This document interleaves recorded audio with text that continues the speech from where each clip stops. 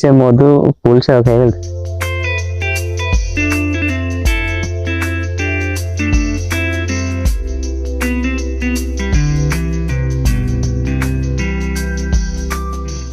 Hello বন্ধুরা, আমি এখন অবস্থান করছি বাংলাদেশের দক্ষিণাঞ্চলের আপনাদের সুপরিচিত সুন্দরবন অঞ্চলে। ওরা ফুল খুঁজছিলাম, খুঁজতে খুঁজতে কিন্তু আমি এখানে খুবই পরিপক্ক কয়েকটি ফুল পেয়ে গেছি।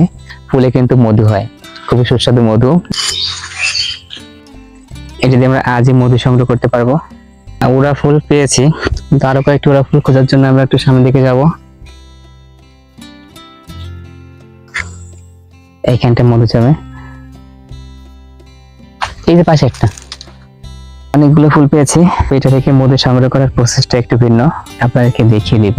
এর পিছনে দেখতে পাচ্ছেন এই যে অংশটা, এই অংশটা একটু কেটে এই প্লেটে সাজিয়ে রাখবো। সন্ধ্যার দিকে ফুল করে রাখতে হবে, আর ভোরবেলা এটা উঠাতে হবে।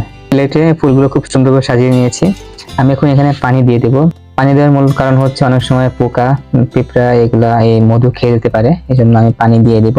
আরেকটা ব্যাপার হচ্ছে পানি দিলে এই ফুলগুলো ফুটতে সুবিধা হবে, আর মধুটাও খুব ভালো জমবে। বেশি পানি দেওয়া যাবে না, বেশি পানি দিলে আবার মধুর ভিতরে পানি চলে যাবে। সকাল পর্যন্ত আমাকে অপেক্ষা করতে হবে মধু খাওয়ার জন্য।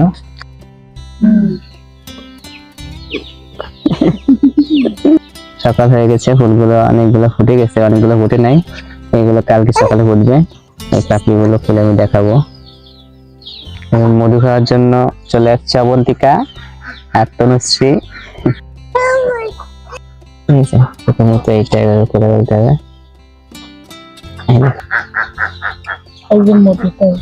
হ্যাঁ, এই সম্পূর্ণটা মধু করে দিয়ে রাখছে।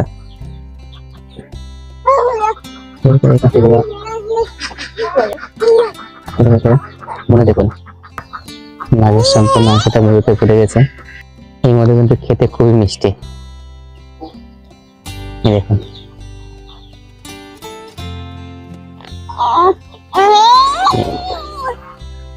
নাও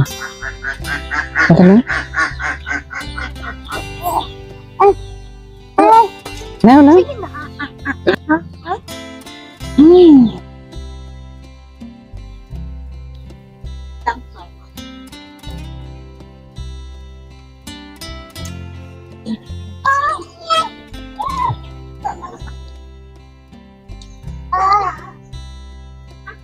হরেন খাও।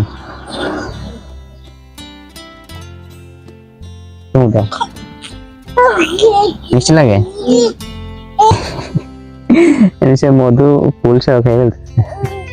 বন্ধুরা দেখতে পাচ্ছেন আমাদের মধু খাওয়ার পর্ব শেষ। এগুলো ফুলের পাপড়ি, আর কতগুলো বাড়তি আছে। এগুলোর জন্য আমাদের আগামীকাল সকাল পর্যন্ত অপেক্ষা করতে হবে। ভিডিওটি আপনাদের কেমন লাগলো অবশ্যই কমেন্ট করে জানাবেন, আর ভালো লাগলে অবশ্যই লাইক দিয়ে যাবেন।